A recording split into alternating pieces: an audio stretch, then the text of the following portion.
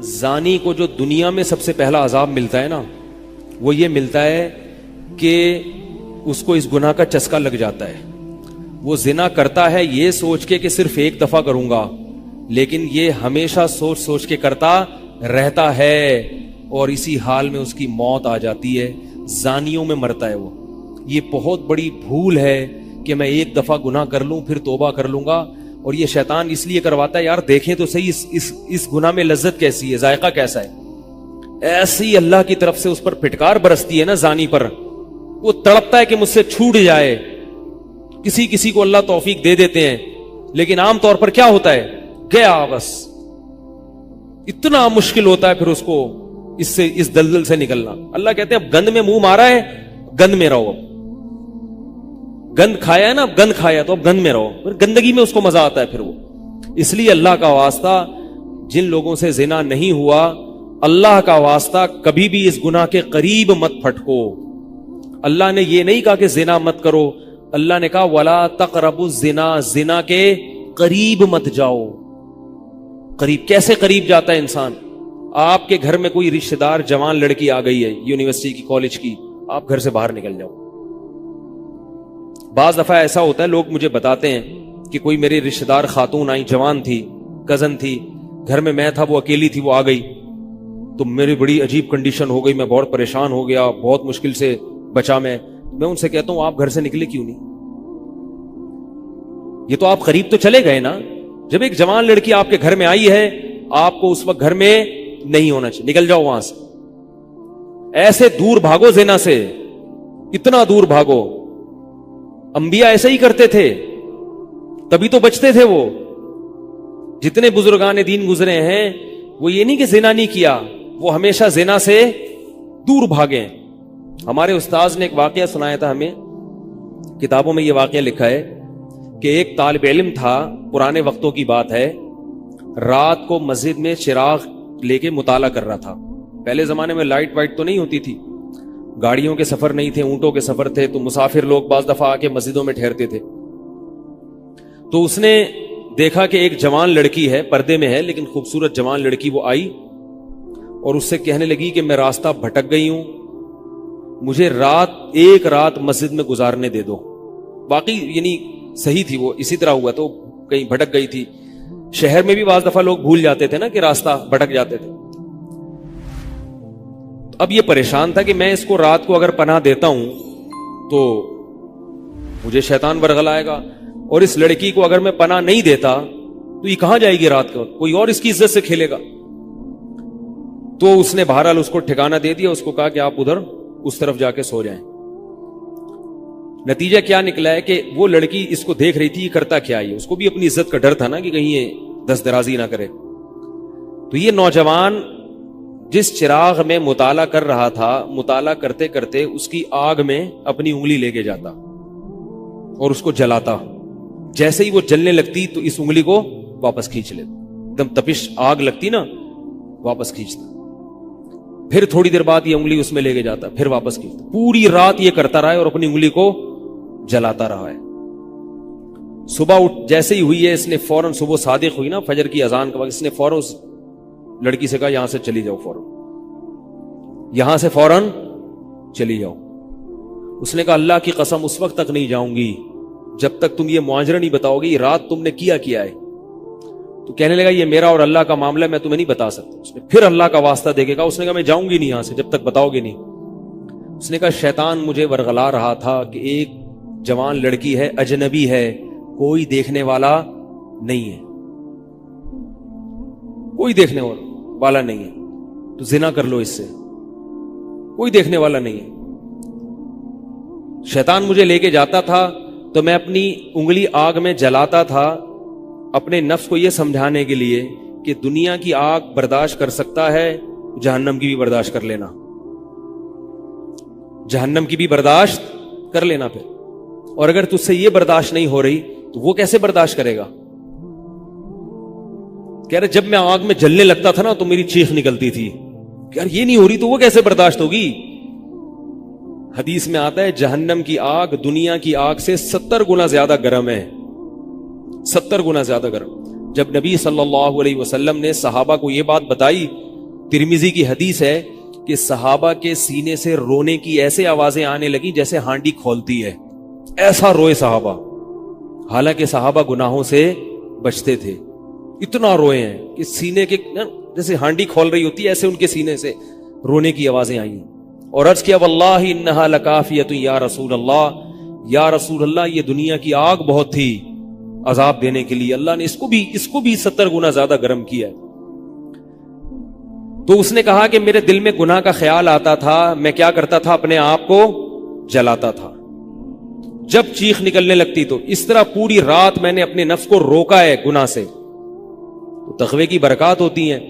उस लड़की ने कहा, अब घर में जाके अपने वालिद से कहा कि मैं अगर निकाह करूंगी तो सिर्फ किससे करूंगी, इस नौजवान से, अफीफ और पाक दामन है।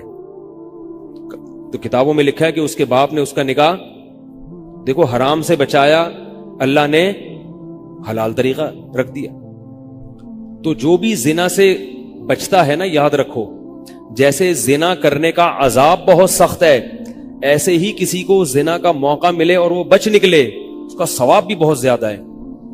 तारीख में जिन हस्तियों को भी जिना का मौका मिला और उन्हें मौका मिलने के बावजूद जिना नहीं किया, उनको अल्लाह ने दुनिया में भी बहुत नवाजा है। मैं अक्सर एक वाकया सुनाता हूं। हमारे एक दोस्त हैं अमेरिका में, बल्कि अमेरिका से भी एक दूर इलाका है, उसका जगह का नाम मैं भूल गया। उन्होंने मेरा ये बयान सुन के मुझसे मिलने के लिए आए थे, वो मुझे पहचान गए ये बयान सुन के। मुमकिन है अभी मेरा ये बयान सुने वो। ये मेरे वालिद साहब का वाकया है। मेरे वालिद साहब जब अमेरिका गए, कंवारे थे उस वक्त, मेरे वालिद साहब बहुत हैंडसम थे, खूबसूरत थे, और इतना चौड़ा तो उनका सीना था और ऐसी चौड़ी चौड़ी कलाइयां थी, बहुत माशाल्लाह अल्लाह ने उनको मर्दाना वजाहत दी थी, और आवाज ऐसी थी जैसे बबर शेर होता है, बहुत ही खूबसूरत आवाज थी, बड़ी जबरदस्त पर्सनैलिटी थी। आप जाएं अभी हमारे महल्ले में जाके लोगों से पूछें क्या खूबसूरत पर्सनैलिटी थी वालिद साहब की हमारे। जब इंतकाल हुआ है ना मेरे वालिद साहब का, तो पूरा महल्ला रो रहा था, पूरा महल्ला। मस्जिद के इमाम साहब जब भी जनाजे का ऐलान करते थे ना तो रोते नहीं थे, हजारों मैयतों के ऐलान किए थे। मेरे वालिद साहब का जब मस्जिद के इमाम साहब ऐलान कर रहे थे, 3 दफा ऐलान किया, तीनों दफा रोए हैं, इतनी लोगों को उनसे मोहब्बत थी। तो ये कैसे हो गई, ये कैसे हो गई? क्यों अल्लाह ने उनकी मोहब्बत लोगों के दिलों में रख दी, और क्यों अल्लाह ने उनको इतना नवाजा? वालिद साहब नेवी में थे, अमेरिका जब फर्स्ट टाइम जहाज गया है, कंवारे थे उस वक्त। तो कंवारा लड़का पाकिस्तानी या इंडियन हो, पहली दफा अमेरिका जाए, वो भी कंवारा, कोई रोकने टोकने वाला ना हो और गुनाह की दावत मिले, बचना कितना मुश्किल है। तो वालिद साहब, ये मैंने वालिद साहब से बराह रास्त नहीं सुना, मैं ऐसी बातें वालिद साहब नहीं करते थे, किसी जरिए से सुना मैंने कि तुम्हारे वालिद साहब ने ये वाकया हमें सुनाया, किसी ने मुझे बताया। कहते हैं कि जब वो गए तो एक खूबसूरत अंग्रेज लड़की आई और उनको गुनाह की दावत दी। अब एकदम पहली दफा किसी पाकिस्तानी ने ये चीज मंजर देखा हो, ठीक है ना, अमेरिका का एक मंजर होता है ना, अब तो लोग मूवीज में इतना देख चुके होते हैं ना, उस वक्त तो ड्रामे फिल्में भी नहीं होती थी, मूवीज भी नहीं होती थी, तो पहली दफा ही देखा था ये ऐसा मंजर। तो वो घसीट के ले गई अपने घर। जब ये कहे घर पे गया हूं ना तो मुझ पे अल्लाह का खौफ आ गया, मैंने कहा ये क्या कर रहा हूं मैं। वहां जाके वापस भागे हैं। उधर पहुंचने के बाद वो औरत गुस्सा हो रही थी कि अगर तुमने ये काम करना नहीं था तो मेरे साथ आए क्यों मेरा खर्चा कराया तुमने, क्यों खर्चा कराया मेरा। तो आदमी और शर्मिंदा हो जाता है ना कि यार। तो वालिद साहब कहते हैं कि मेरे दिल में ख्याल आया कि मैंने जिंदगी में कभी ये गुनाह नहीं किया और मैं यहां पहली दफा आया हूं, अगर मैं इस गुनाह में पड़ गया अल्लाह की नजर मुझसे हट जाएगी। वापस भागे। बड़ा मुश्किल होता है ऐसे मौके पे। उस वक्त उनकी उम्र हो गई 22 या 23 साल, ज्यादा से ज्यादा 24 साल होगी। तो भागे हैं वापस। तो वालिद साहब कहते थे, जिन्होंने मुझे ये वाकया सुनाया, कि मुझे कहने लगे कि तुम्हारे वालिद साहब कहते थे कि उसके बाद मेरी जिंदगी में क्या आया है, इनकलाब। फिर अल्लाह ने कुरान की तिलावत की तौफीक दी। हिफ्ज़ कुरान था, भूल चुके थे, रोजाना एक कुरान पढ़ने का मामूल बना फिर, ताकि कुरान दोबारा याद हो जाए। जहाज पे 3 साल इमामत की, दाढ़ी बड़ी रख ली माशाल्लाह, और फिर इतनी इज्जत अल्लाह ने उनको दी। अल्लाह ने उनके, हमारे सब भाई माशाल्लाह दाढ़ी वाले हैं, सब बहनें शरई पर्दा करती हैं, सब भाभियां पर्दा करती हैं। घर में क्या आ गया पूरा, हालांकि उस वक्त शादी नहीं हुई थी, लेकिन ये असरात कहां मुंतकिल हुए हैं, खानदान में पूरे। پورے خاندان میں منتقل ہو گئے نا. انتقال ہوا تو جنازہ میں نے پڑھایا والد صاحب کا. اگر اللہ نہ کرے اس برائی میں پڑ جاتے, ہمیں پتا چلتا کہ ہمارا باپ ایسا ہے, تو ہم ایسے ہوتے. ویسے تو ابھی بھی کوئی اتنے نیک نہیں ہے, لیکن گیٹ اپ تو ہے نا. گیٹ اپ تو اللہ نے مولویوں والا دے دیا نا, تھوڑے تھوڑے تو دیکھنے کی حد تک تو نیک بنا دیا نا. ایسے نہیں ہوتے ہم. تو یہ جو برکات ہیں یہ نسلوں میں منتقل ہوتی ہیں. نسلوں میں اتنی عزت دی اللہ نے, اتنی عزت دی تھی کہ انتقال کے وقت محلہ رو رہا تھا, پورا محلہ رو رہا تھا انتقال.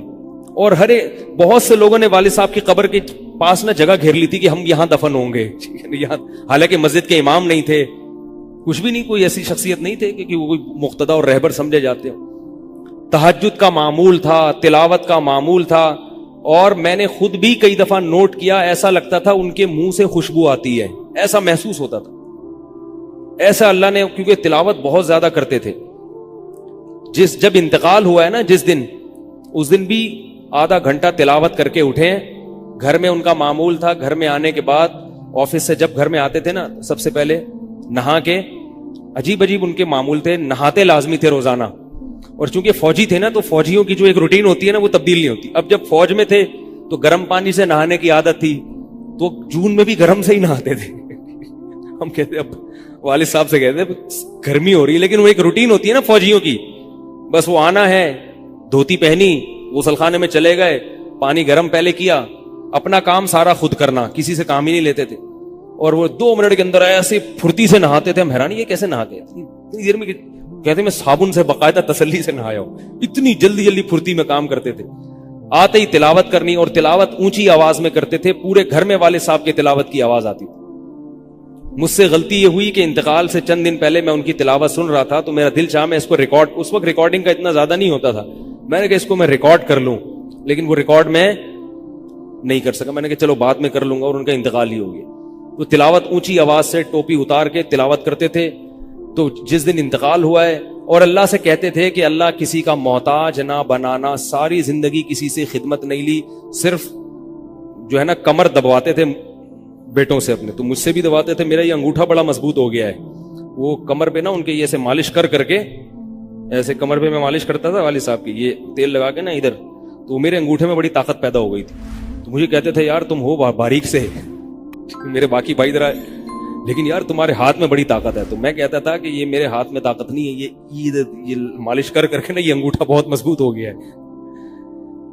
تو کیا تھا, تلاوت کی انتقال سے پہلے, اور بار بار دعا کیا کرتے تھے کہ اللہ بستر پہ لیٹوں نہیں. زندگی میں ہم نے کبھی نہیں دیکھا والد صاحب بستر پہ لیٹے ہوں, یعنی بیمار ہو کے لیٹے ہوں. اپنا سارا کام پھرتیلے پن سے کوئی بالکل. تو وہی ہوا, موت کے وقت بھی ایسا ہی ہوا. آئے ہیں, تلاوت کی ہے, پھر اس کے بعد گئے عشاء کی نماز پڑھنے, صف میں بیٹھے ہوئے تھے کہ گر گئے. صف سے اٹھا کے ان کو ہاسپٹل لے کر گئے ہیں, نماز کی اقامت ہو رہی ہے, اور وہیں اٹیک ہوا, اور وہی ان کا قبر کا سفر تھا. کتنی اچھی موت دی اللہ تعالیٰ نے, کہ ایک دن کیا ہوا, بارش میں بھیگتے بھیگتے آئے ہیں گھر میں, اور فوراً نماز کے لیے گئے. تو والدہ نے کہا کہ بھائی ابھی بارش ہو رہی ہے. انہوں نے کہا اللہ بولے گا آفس سے یہاں تک پہنچ گئے, اور اب یہاں سے مسجد تک نہیں جا رہے. اللہ کو بھی منہ دکھانا ہے. ایسے نماز کے پابند. سعودی عرب میں جب عمان میں ان کی جاب تھی, کئی گھنٹے کا گرمیوں کا روزہ ہوتا تھا, لوگ چھوڑ دیتے تھے. والد صاحب کہتے تھے مر جاؤں گا, رمضان کا روزہ نہیں چھوڑوں گا, کچھ بھی ہو جائے رمضان کا روزہ کیسے چھوڑوں. تراویح کبھی نہیں چھوٹتی تھی, رمضان کا روزہ کبھی نہیں چھوٹتا تھا. میں یہ نہیں کہہ رہا کہ کوئی برائی تھی نہیں ان میں, ایسی کسی کی تعریف کرنا غلط ہے, مگر اللہ نے مجموعی لحاظ سے ان میں بڑی صفات رکھی تھیں. یہ صفات کیسے پیدا ہوئیں؟ اللہ نے ایک برائی سے بچنے کی توفیق دے دی. تو میں نے یہ تو اسی میں ان کی موت واقع ہوئی ہے. اور رات کو 12 بجے انتقال ہوا. ان کے سارے کام ایسے ہوتے تھے, موٹے موٹے کام, اور چپکے شو بازی کا بالکل بھی شوق نہیں تھا ان کو. حج, ہمارے محلے سے جب کوئی حج کرنے جاتا تھا نا, 6 مہینے پہلے اعلان ہوتا تھا فلاں صاحب حج پہ جا رہے ہیں. لوگ پہلے سے آ کے نا ان سے دم کروانا. اب تو لوگ بہت حج پہ جاتے ہیں, اس وقت یہ 25 سال پرانی بات کر رہا ہوں میں, اس وقت حاجی کی بڑی ویلیو ہوتی تھی. حج پہ جو جانے والا ہوتا تھا نا, لوگ اس سے پہلے سے ماشاءاللہ حج پہ جا رہے ہیں. ہمارے امام صاحب پوری رننگ کمنٹری شروع کرتے تھے اسپیکر پہ. اب وہ حج پہ جانے والے ہیں, اب ان کا نام آ گیا ہے. جنازے کی بھی رننگ کمنٹری ہوتی ہے ہمارے محلے میں, اللہ امام صاحب کی مغفرت فرمائے, انتقال ہو گیا ان کا بھی. اس کو لوگ کہتے تھے یہ رننگ کمنٹری شروع کر دیتے ہیں. جنازے کی چارپائی اٹھ چکی ہے, تمام حضرات سے گزارش ہے کہ جنازہ گاہ میں پہنچ جائیں. اب جنازہ گھر سے نکل چکا ہے, میت کو غسل دیا جا چکا ہے, عیدی سینٹر سے لاش گھر میں آ چکی ہے. پوری نا کمنٹری ہوتی تھی. تو وہ جنازے کی بھی کمنٹری, اور اگر کوئی بیمار ہوتا تھا محلے کا تو اس کی بھی کمنٹری. آغا خان میں داخل ہیں, ان کے پتے میں ڈاکٹر نے پتھری بتائی ہے. غفار بھائی کے تمام حضرات سے گزارش, دعا کی گزارش ہے کہ اللہ ان کو شفائے کامل عاجل عطا فرمائے. پورا محلہ دعا کر رہا تھا, اللہ غفار بھائی کے پتے کی پتھری نکال دے. ٹھیک ہے, وہ چونکہ سیاسی تھے, جمعیت کے تھے, تو وہ پوری نا سیاست سے لے کے چلتے تھے ہر چیز. تو والد صاحب اب جب حج پہ جاتا تھا کوئی, تو اس کی پھر وہ جب حاجی صاحب آتے تھے ان کا بڑا استقبال. ہمارے والد صاحب کو یہ چیزیں پسند نہیں تھی. والد صاحب حج کر کے گئے پتہ ہی نہیں چلا, اور واپس کسی کو بولٹن مارکیٹ میں ملے. اس نے کہا ہم نے تو سنا تھا آپ حج کرنے گئے ہوئے. والد صاحب نے کہا میں بھی ابھی آیا ہوں. میں نے کہا چلو بولٹن مارکیٹ سے ذرا ٹچ کرتا ہوا گھر چلو. ایک تھیلا تھا ان کے پاس, اسی تھیلے میں حج بھی ہو رہا ہے. پوری دنیا دیکھی تھی والد صاحب نے, پوری دنیا کا سفر کیا. بتاتے تھے کہ چین اور آسٹریلیا یہ 2 ملک ایسے ہیں جہاں میں نہیں گیا, باقی دنیا کا کوئی ملک ایسا نہیں ہے جس میں میں گیا نہ ہوں. لیکن اتنی سادگی کہ آپ کہیں گے کہ شاید یہ کبھی انڈا موڑ بھی نہیں آئے ہوں گے. کوئی شوبازی نہیں تھی, ایسے چپکے سے گئے اور حج کر کے چپکے سے واپس. شہرت پسند نہیں تھی, بالکل پسند نہیں تھی شہرت. تو کوئی بھی کام ہے بس آرام سے چپکے سے کر لیا. ختم قرآن کے موقع پر ہمارے امام صاحب نا سب کو بلاتے تھے. ہاں بھائی, اب تو والد صاحب کو پسند نہیں ہوتا تھا کہ نام لیا جائے میرا, تو یہ چیز لوگ ان کی پسند کرتے تھے. تو ان کی موت بھی ایسے ہی ہوئی ہے چپکے سے. رات 12 بجے انتقال ہوا, میں مدرسے میں تھا, ہم لوگ پہنچے, ہم تو حیران ہو گئے یہ کیسے ہو گیا بھائی ایک دم. تو ان کو غسل دیا, اور فجر کی نماز کے بعد جنازہ تیار تھا. فجر میں نمازی کم ہوتے ہیں. اعلان ہوا فجر کے بعد. جب پبلک ہمارے گھر آنا شروع ہوئی ہے تو جنازہ پڑھ کے ہم ان کو دفنا چکے تھے. لوگ کہہ رہے تھے یار یہ اتنی بڑی شخصیت, اتنے محبوب دنیا سے چلے گئے اور ہمیں پتہ بھی نہیں. ہم نے کہا بھائی گئے ایسے وقت پر ہیں, وہ سونے کا وقت ہوتا ہے, اس وقت اعلان ہوا تھا, مگر ظاہر ہے آپ کو پتہ نہیں چلتا. تو ایسے ہی چپکے سے خاموشی سے چلے گئے. تو لوگ یہی کہہ رہے تھے یار یہ نہ انہوں نے دنیا میں کبھی خدمت لی ہے, ٹھیک ہے نا, جنازے میں بھی کسی کو پریشان نہیں کیا, ایسے 2 صفیں ہوئی تھی جنازے کی, بس چلے گئے. تو کیسا اللہ نے چلتے پھرتے نماز کی حالت میں ان کو اٹھایا ہے. تو یہ میں نے یہ واقعہ سنا ہے نا, تو ایک صاحب باربڈوس سے شاید ملنے کے لیے آئے مجھ سے. تو مجھ سے وہ بیان انہوں نے سنا. پہلے میرا بیان سنتے تھے, مجھے پہچانتے نہیں تھے, امریکہ کی کسی ریاست میں تھے یا باربڈوس میں واللہ عالم. تو مجھ سے ملنے کے لیے آئے, مجھے کہنے لگے یار آپ حافظ مسعود صاحب کے بیٹے ہیں. میں نے کہا ہاں. کہہ رہا یار میں آپ کا بیان کب سے سن رہا ہوں, آپ کو پہچانتا نہیں تھا. آپ نے ایک دن ممبر پہ واقعہ سنایا, تو یہ واقعہ تو آپ کے والد صاحب کا واقعہ ہے, اور یہ میرے والد صاحب آپ کے والد کا واقعہ مجھے سنا کے امریکہ بھیجا تھا انہوں نے کہ بیٹا حافظ مسعود صاحب کی طرح زندگی گزارنا, امریکہ جا رہے ہو, جیسے وہ بچے تھے تم بھی بچنا. تو کہہ رہے آپ کے تو والدہ کو بھی جانتا ہوں میں, آپ کے تو گھر ہم لوگ پڑھنے آتے تھے, ہماری دادی سے انہوں نے پڑھا ہے, یعنی ہمارے بہت کلوز تھے وہ لوگ. امریکہ چلے گئے, حوادث سے زمانہ ان کو امریکہ لے گئے, ٹھیک ہے نا. تو کہنے لگے کہ جب میں نے یہ آپ کے روزانہ بیان سنتا تھا, یہ واقعہ سنا, تو پھر میں حیران ہوا کہ یار آپ تو بہت, پھر میرے بھائی بھی ان کو جانتے ہیں. تو وہ انہوں نے بتایا کہ یہ واقعہ تو آپ کے والد صاحب کا جب مجھے پتا چلا نا, تو مجھے پھر پتا چلا آپ ان کے بیٹے ہیں. تو مجھ سے ملنے آئے اسپیشل یہاں پہ. تو یہ میں کیوں واقعہ سنا رہا ہوں کہ دیکھو بھائی, جیسے زنا کرنا بہت بڑا جرم ہے, ایسے ہی زنا سے بچنا اگر موقع ملے کسی کو تو بہت بڑی نیکی ہے. یوسف علیہ السلام کو اللہ نے کیسا نوازا کہ نہیں نوازا, بچے تھے وہ. تو بھائی کرنے والے بہت ہیں, بچنے والے تھوڑے ہیں. تو کرنے والوں میں اگر اپنا شمار کرو گے تو جہاں بہت سارے لوگ ہیں, مزے کی زندگی گزاری, تھوڑے دنوں کے لطف اور مزے ہیں, اس کے بعد دنیا کا سکون بھی گیا اور آخرت میں جہنم کی آگ. اور اگر بچنے والوں میں آ گئے تو ان تھوڑے لوگوں میں اللہ شامل کر لیں گے جو تھوڑے شکر گزار ہوتے ہیں. لیکن اس کا یہ مطلب نہیں ہے کہ ایسا ماحول کریٹ کرو کہ پھر آپ کو بچنے کا موقع ملے, دور بھاگو.